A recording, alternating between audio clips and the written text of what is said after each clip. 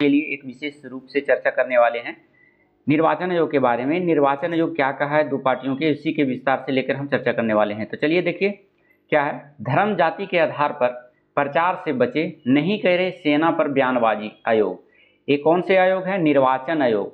देखिए जब भी चुनाव होती है भारत में तो सारा पावर चला जाता है निर्वाचन आयोग के हाथों में, पूरा पावर। इसमें सबसे ज़्यादा पावरफुल आदमी निर्वाचन आयोग हो जाते हैं। और उन्होंने हिदायत दी है दो पार्टी को, किसको किसको?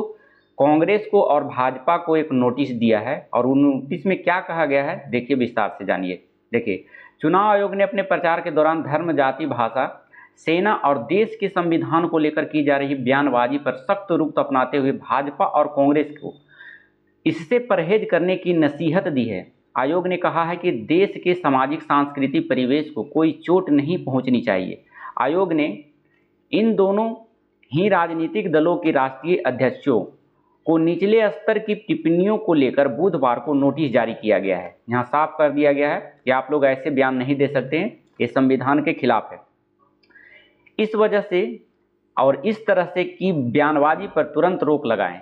साथ ही कहा है कि वह अपने स्टार प्रचारकों को भी ऐसी टिप्पणियों से बचने और मर्यादा संवाद करने को कहें। निर्वाचन आयोग ने इस दौरान सबसे तीखी आपत्ति कांग्रेस पार्टी की ओर से अग्निवीर को लेकर सेना पर किए जा रहे हमलों और इसको लेकर की जा रही राजनीतिक पर जताई गई है। यानी आयोग ने कांग्रेस अध्यक्ष मल्लिकार्जुन खड़गे को थमाए गए नोटिस में सेना और सुरक्षा बलों पर बिल्कुल भी राजनीति न करने की नसीहत दी है।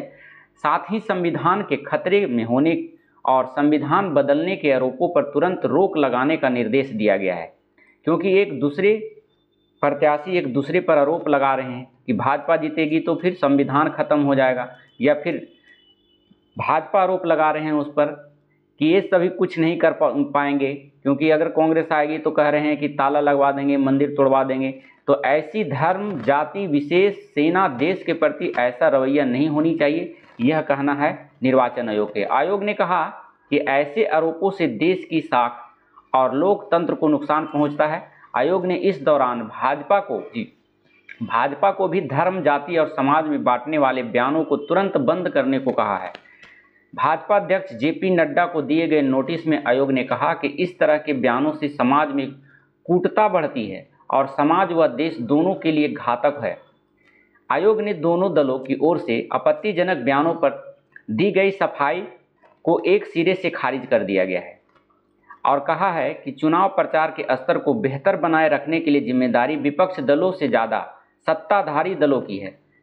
कूटता फैलाने वाले कोई काम ना करे। आयोग ने दोनों दलों के अध्यक्षों को भेजे गए नोटिस में कहा कि चुनाव तो आते जाते रहते हैं, लेकिन उनकी आपत्तिजनित टिप्पणियां समाज और देश में लंबे समय तक कूटता पैदा करती रहेगी।